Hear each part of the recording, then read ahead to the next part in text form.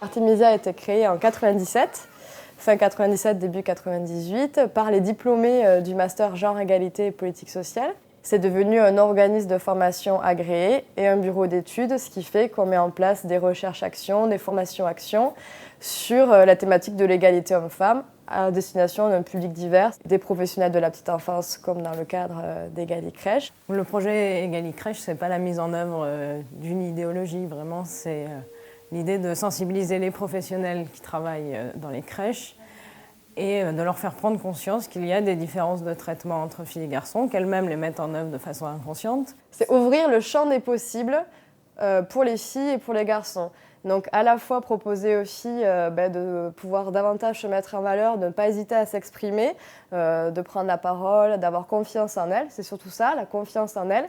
Et aux petits garçons de pouvoir aussi exprimer leurs émotions, des fois leurs peurs, leurs pleurs, etc., leurs sentiments qui puissent aussi s'exprimer. C'était pas flagrant, c'était pas une évidence. C'est pour ça que je vous dis, c'était pas pour moi essentiel de travailler sur ça. C'est parce que j'étais tellement convaincue lors de la rencontre du conseil de crèche avec Artemisia qu'il fallait qu'on fasse absolument quelque chose avec eux, puisqu'on nous proposait en plus d'y participer, que là je me suis dit oui, ça ne va faire qu'avancer les équipes et les mettre dans la réflexion de leur pratique professionnelle. Voilà, c'est surtout ça. Mettre un sens dans le bon sens qu'elles avaient naturellement. Oui, il y a vraiment eu une prise de conscience de la part de toutes les professionnelles, même celles qui étaient les plus réticentes au départ, et non seulement à titre professionnel, mais aussi à titre personnel. Elles ont fait des relations entre ce qu'elles faisaient, entre ce qui leur était dit, et très vite, dans le quotidien, avant que l'on mette en place des choses dans la structure, à leur niveau, dans les relations avec les enfants, dans ce qui était dit aux parents, ça s'est ressenti. Nous, on vient avec notre regard de sociologue et nos outils, mais elles ont tout l'apport de terrain, c'est elles qui connaissent les enfants, c'est elles qui connaissent leur métier. Donc c'est vraiment elles et nous qui allons après construire des outils qui permettent de réduire les différences filles-garçons, de réduire les inégalités et les stéréotypes sur le terrain. Les premières fois qu'on a eu les premières réunions, effectivement, on s'est dit non, nous on ne réagit pas comme ça, on n'a pas l'impression que les enfants soient d'un côté les garçons, d'un côté les filles.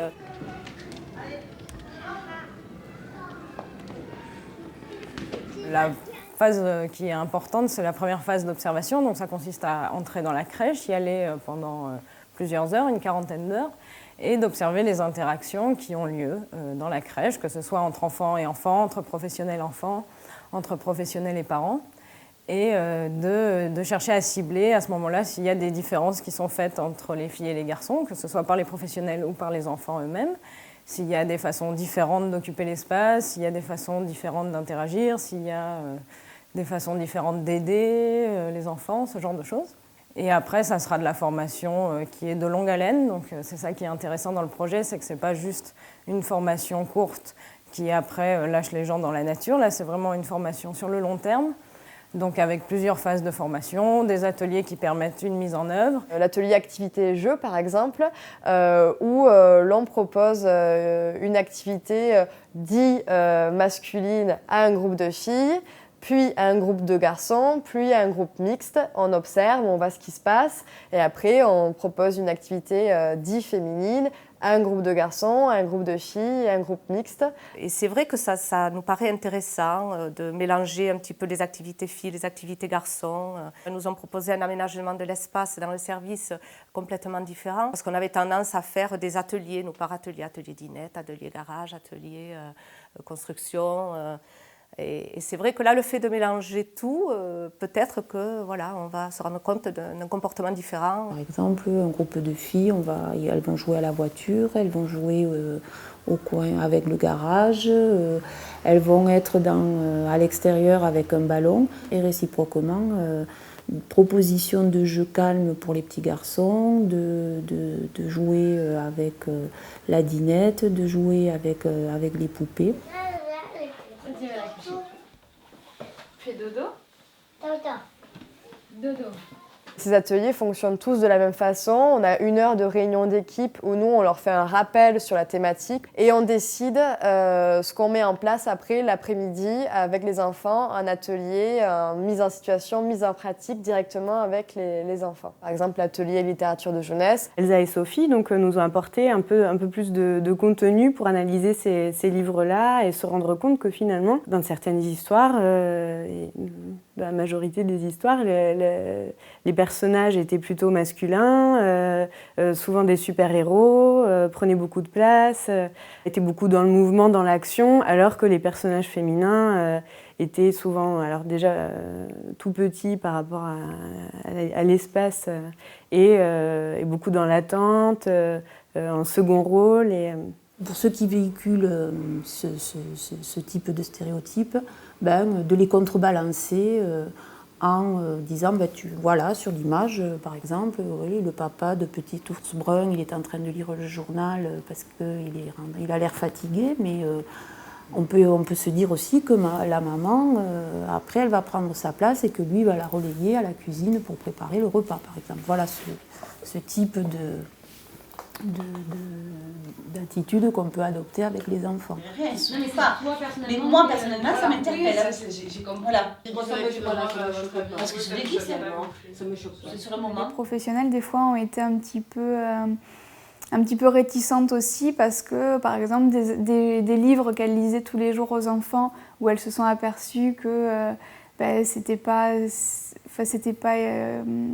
égalitaire entre les filles et les garçons, elles trouvaient ça dommage. On va dire qu'elles étaient dans l'affect par rapport au livre et donc il a fallu un petit peu de temps pour qu'elles prennent de la distance et qu'elles se disent oui, c'est pas en accord avec le projet qu'on a lancé. Donc là, il s'agit aussi de leur dire qu'elles ont des compétences et que la façon dont elles les mettent en œuvre, c'est important, que ça a un impact sur les enfants.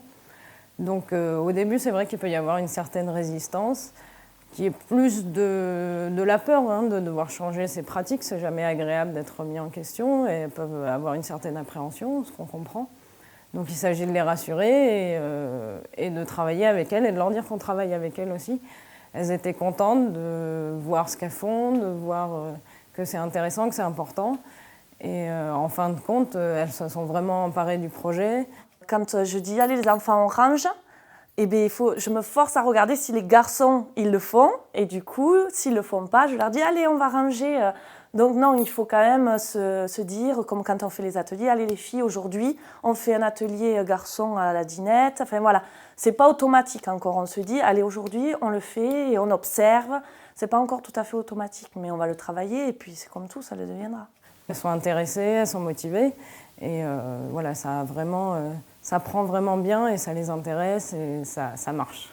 Déjà la démarche quand même de cette formation recherche-action, déjà la façon dont ça a été fait, c'est vrai que c'est quand même c'est un moyen plutôt moi je connaissais pas, c'est plutôt intéressant de d'abord faire de l'observation et puis essayer de rechercher avec les équipes. C'est vrai que c'est ce qu'on fait.